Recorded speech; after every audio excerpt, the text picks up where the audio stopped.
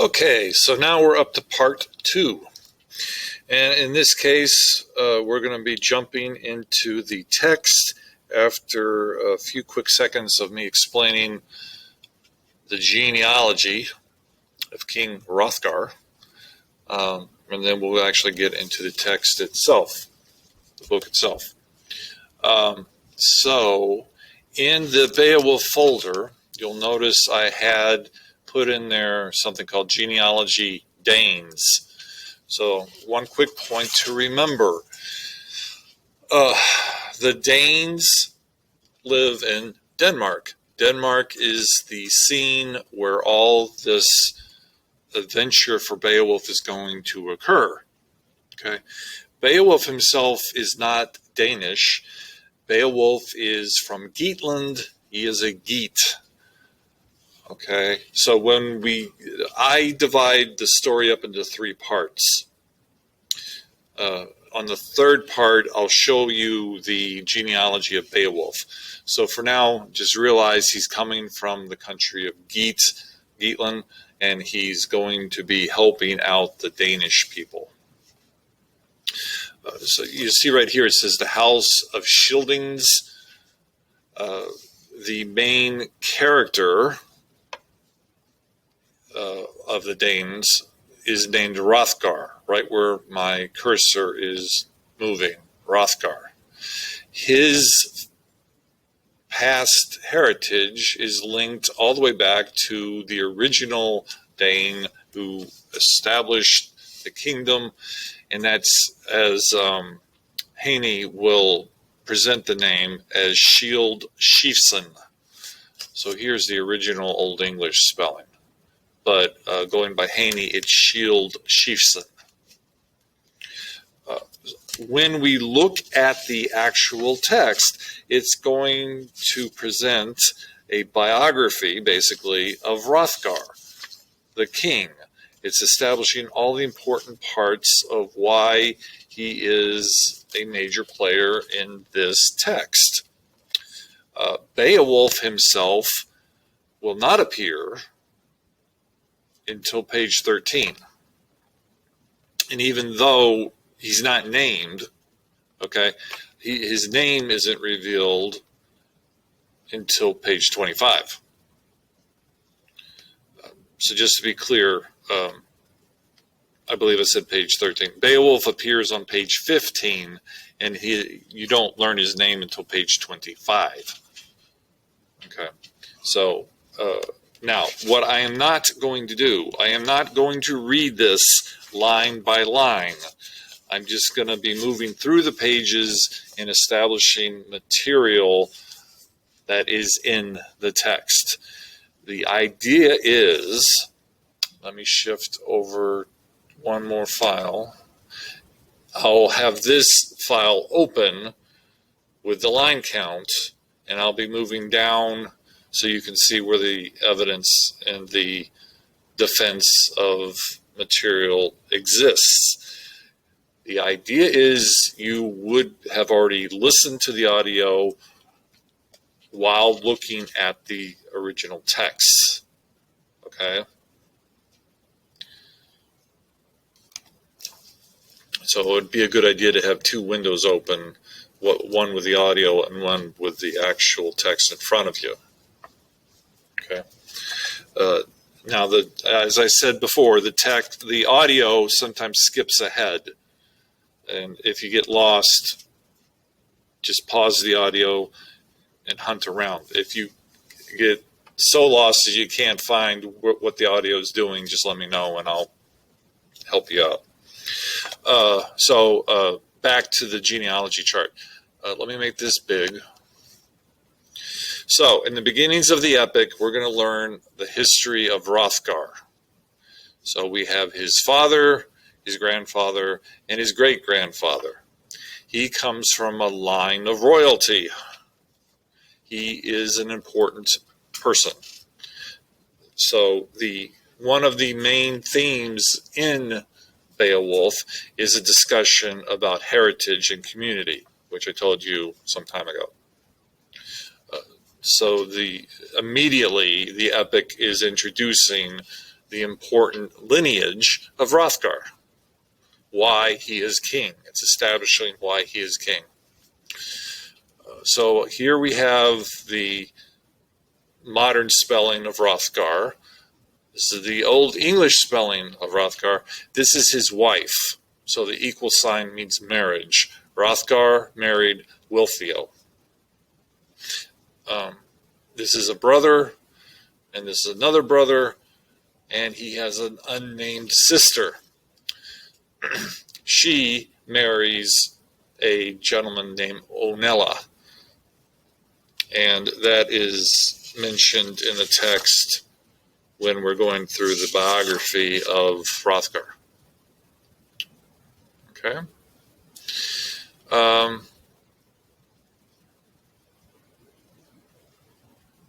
Okay. So remember the names Shield, Sheafson, Bael, Halfdane, and Hrothgar.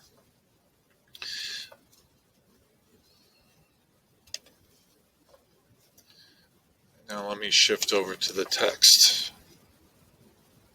So in the earlier in the earlier video, I mentioned the word so. In original Old English, that would have been what? H-W-T.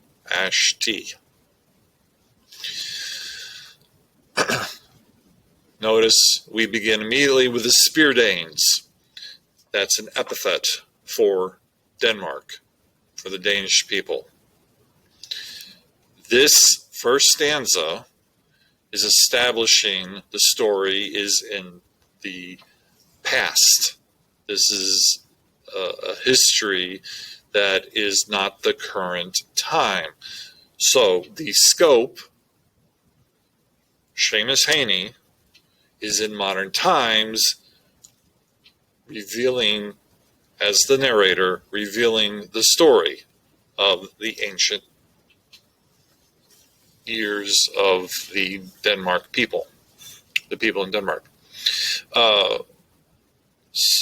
The other thing to keep in mind, the word we is establishing that you in the audience and the narrator are of the same time period.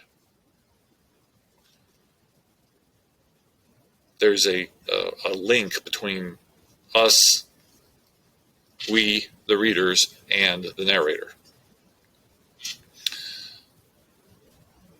The second stanza introduces Shield Sheafson. He is the gentleman who starts up the whole process of the Shielding's lineage. Okay. He is a major player. He was a terror of the Hall troops. He was a foundling. So a foundling is an orphan, somebody who is found. And as will be revealed in a few lines, he was a baby, he was in a boat, and there was no one else. The boat was just floating off by itself when the Danes found him. The importance of this knowledge is that it's establishing that Shield basically went from the bottom tier of society all the way to the top. He managed to unite portions of Denmark under his rule. And he was, as the epic says, he was one good king.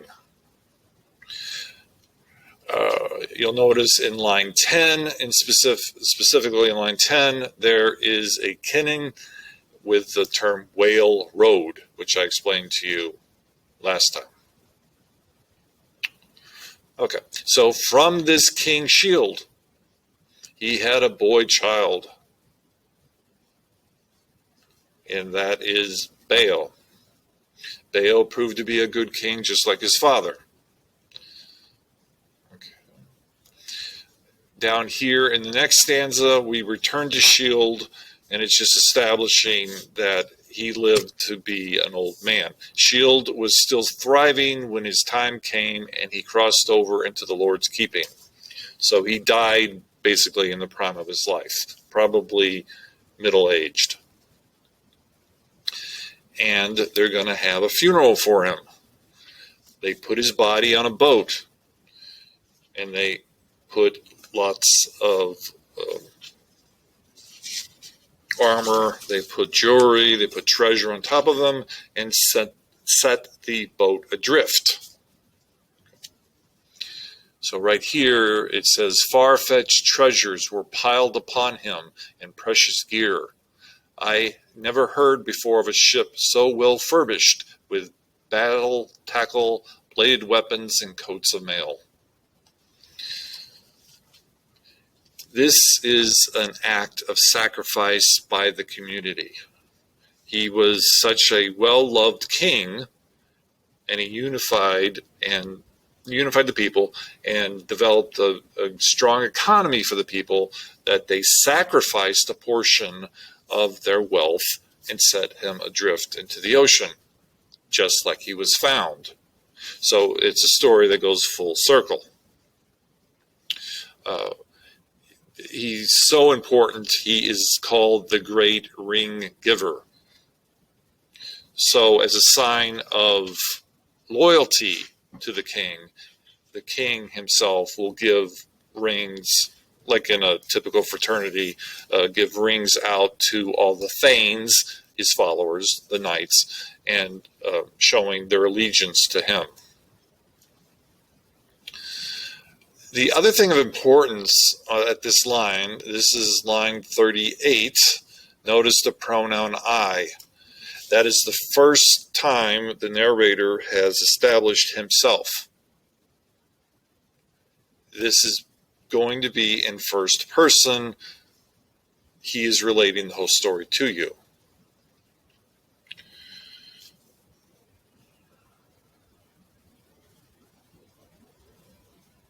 Okay.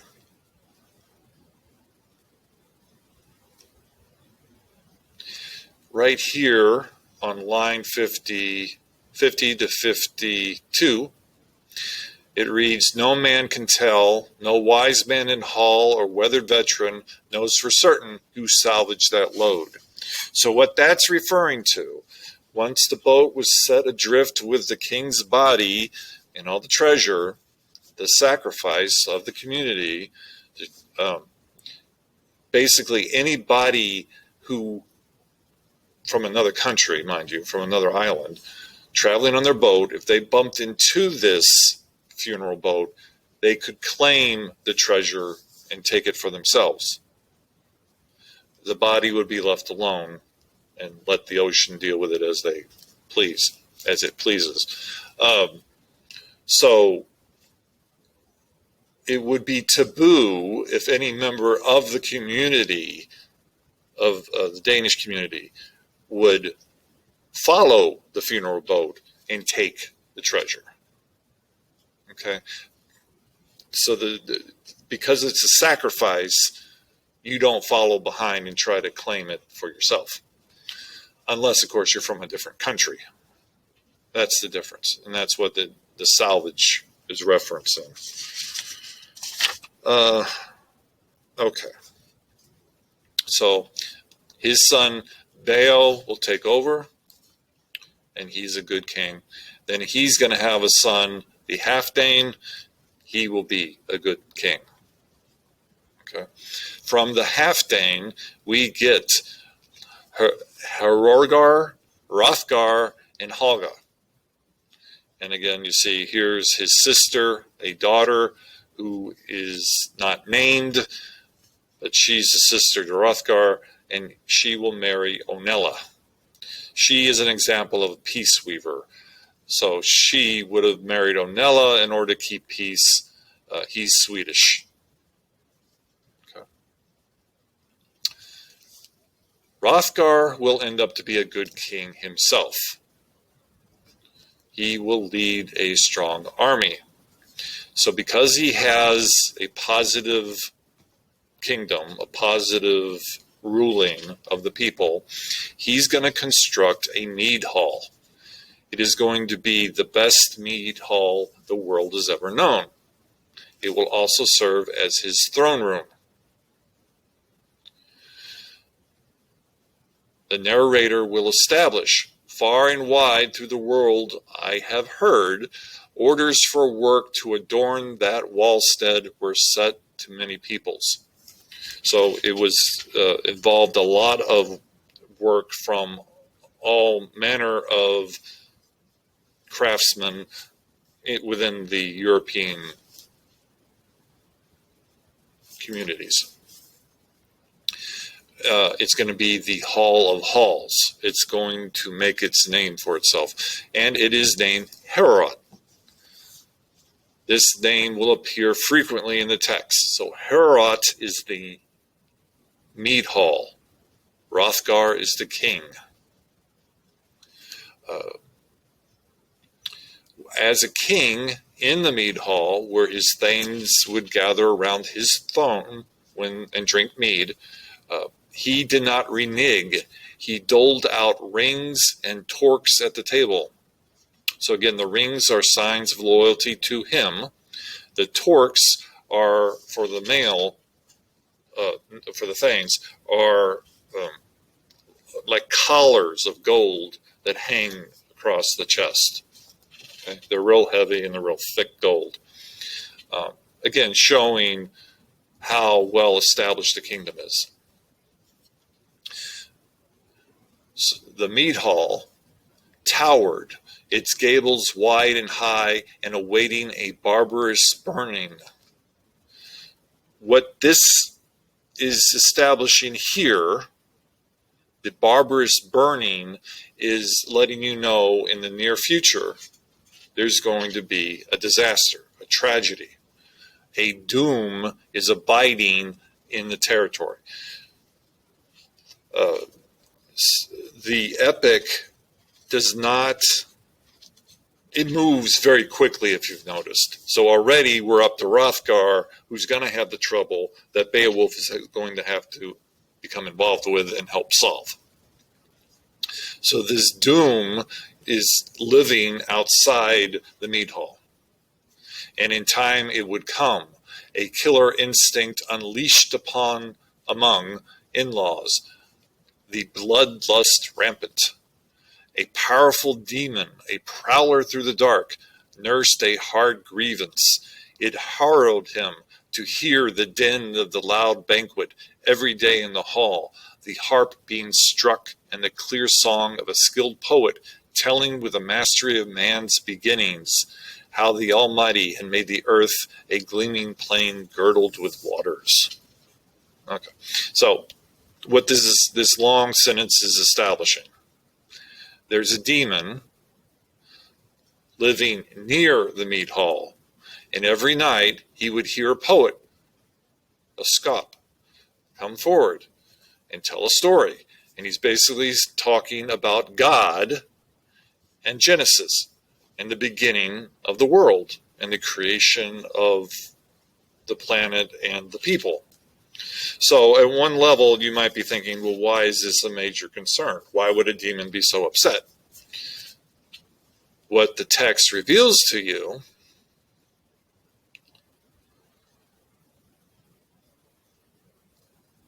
on line 100, the demon is a fiend out of hell. He's going to work his evil in the world. He's going to have... he's going to reach a point where his anger and his jealousy is just, he can't handle it anymore. Grendel is the name of this demon, haunting the marches, marauding round the heath. He had dwelt for a time in misery among the banished monsters. And here's where we can figure out why he's so upset of listening to a poet talk about Genesis and how beautiful God's work is. Grendel is a descendant of Cain. And remember, Cain is the first murderer. He killed his brother Abel. So from Cain, you have a lineage that ultimately ends up with Grendel. But from his family, They're spraying ogres and elves and evil phantoms and the giants too, who strove with God time and again until he gave them their final reward. So all of the descendants of Cain have the mark of Cain on them, and they are cursed, including Grendel. Grendel doesn't like hearing how wonderful God is. Grendel is a pariah.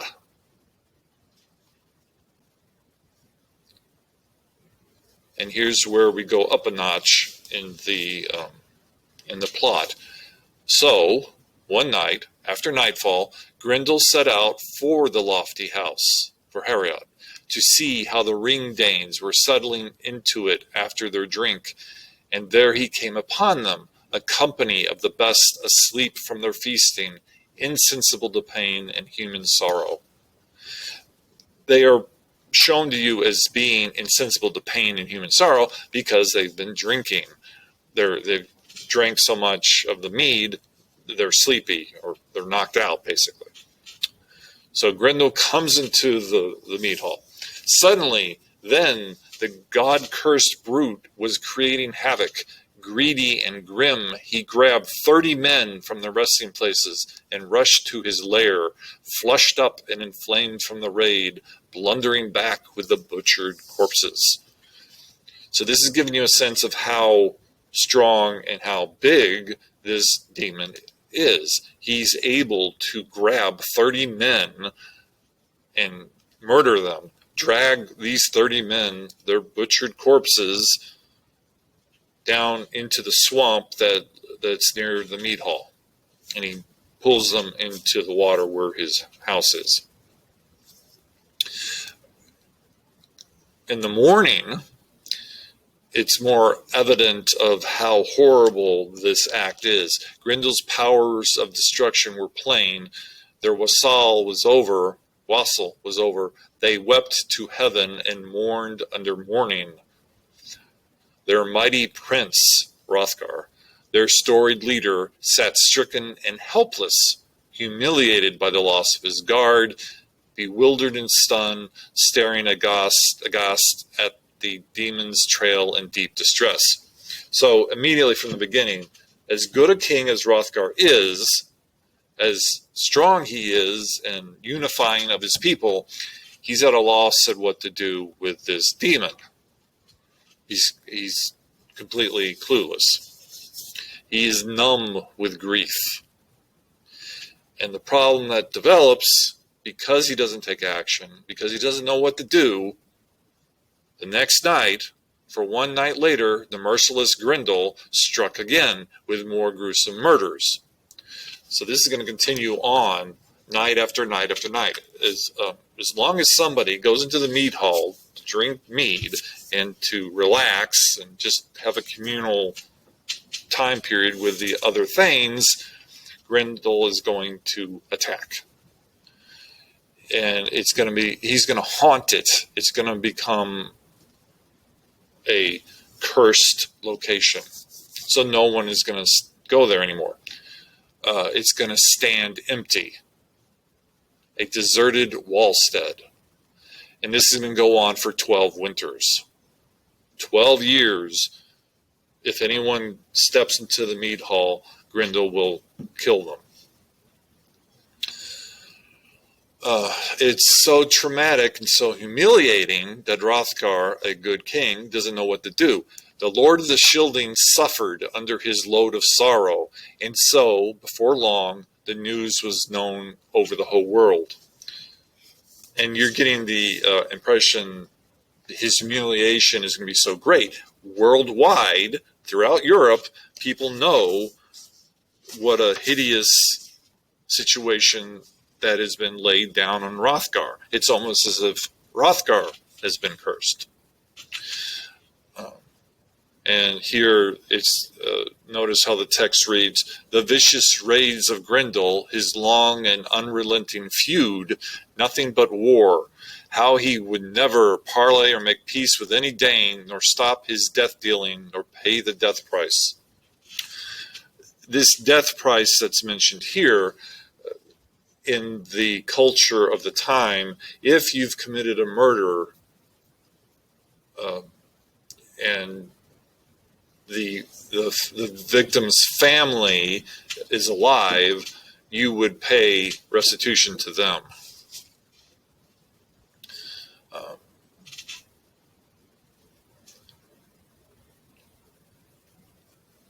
And the way they phrase it here, no mediator, no counselor would get fair reparation from those rabid hands, meaning Grendel.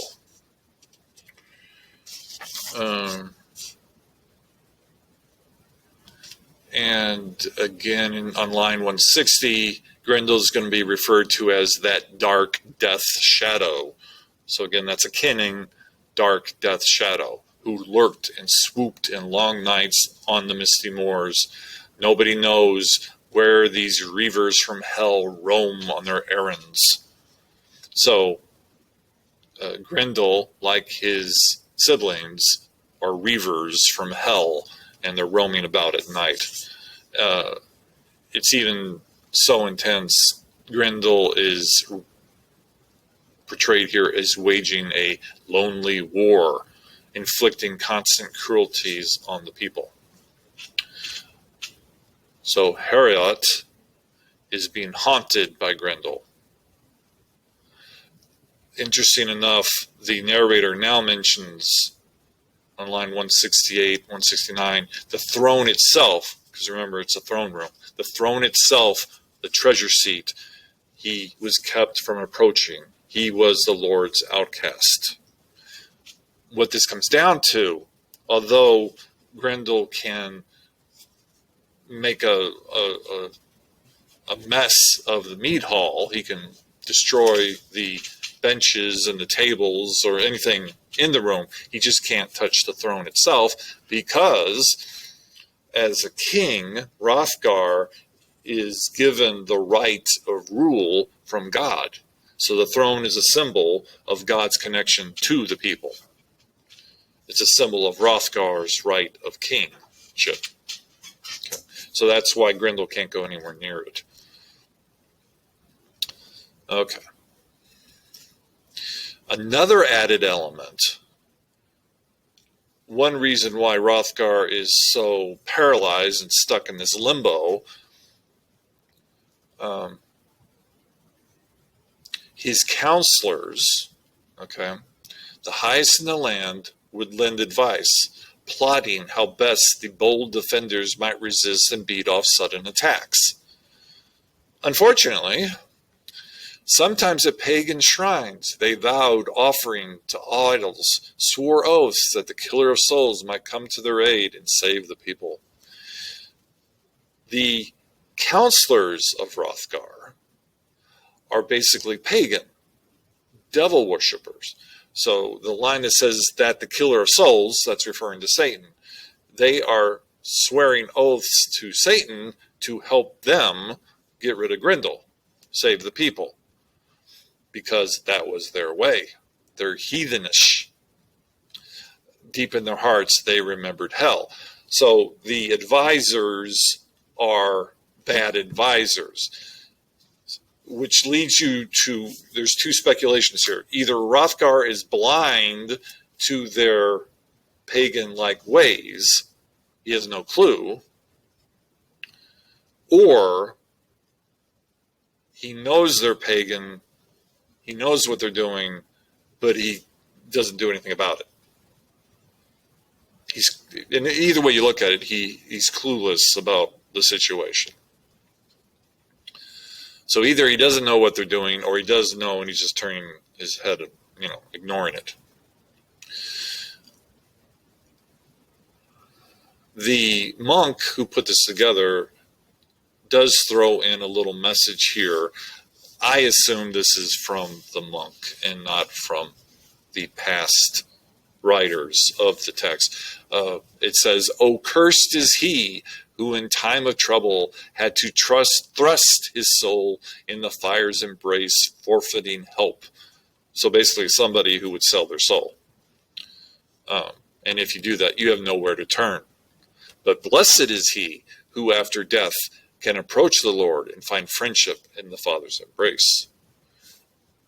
Which ends up to be, if you do have the faith and you do go to heaven, you'll have God forever on your side. You've reached your reward. Okay. So the people are in terror. Now we're up to page 15, basically line 194. This is the first mention of Beowulf. It's not going to name him, but this is Beowulf. His father, I'm sorry, not his father, the king of the Geats is Hygelac. Okay, so the line reads, when he heard about Grendel, Hygelac's thane was on home ground over in Geatland. So Beowulf is in Geatland. He hears about the troubles going on, and his king, Hygelac, is giving you the name of the king is giving you a placement. So you're aware geographically what's happening. This line here, there was no one else like him alive. Again, like Gilgamesh, Beowulf is the perfect man. There's no one else like him alive. In his day, he was the mightiest man on earth, high-born and powerful. And he's a knight to his king. He hears the story. He's going to want to solve the problem. He wants to prove his worth. He wants to, like Superman, save the day. It is his heroic right, his heroic duty to seek out trouble and solve it. Okay. He's going to get a boat, and he announces his plan to sail the Swan's Roads and search out that king, Hrothgar, who needed defenders. If you remember with Gilgamesh, when he decides he wants to get rid of Humbaba, the elders at first are a little hesitant. Enkidu was hesitant. Now, in Beowulf's case, because he's so strong, such a good knight, a good thane, the people are not going to prevent him. As it reads here, nobody tried to keep him from going. No elder denied him, dear as he was to them. Instead, they inspected omens and spurred his ambition to go, whilst he moved about, like the leader he was, enlisting men, the best he could find. With 14 others, the warrior boarded the boat as captain, a canny pilot along coast and currents. So because of his reputation, because he is a God-fearing individual, they said, go ahead and go. Notice they inspected omens. They're not worshiping. What this is, right here, this section here, is a juxtaposition to Hrothgar's troubles with his advisors. They are Hrothgar's advisors, like we said, his advisors are pagan worshippers, whereas Beowulf's people are God-fearing, and by inspecting omens from God, they know that Beowulf shouldn't have any trouble in curing this demon, casting him out from Denmark. So one other thing to keep in mind, remember when we went over the various types of fate, the concepts of free will, determinism, fatalism. This universe that Beowulf lives in is a fatalistic universe. Everything's controlled by God. Now, Beowulf doesn't know his destiny. He doesn't know he's weird. But he's God-fearing. He worships the Catholic faith. He follows God. Therefore, he's confident that he should be able to conquer this demon. God would want him to conquer the demon. Just on the slim chance that this is not a moment for Beowulf to win a battle, and he is killed in this campaign against Grendel, he does know at least he's going to heaven. The confirmation here is it's a fatalistic universe. You have no control. God has full control, and you don't know your destiny. You can try to predict it, but you have no control in the outcome.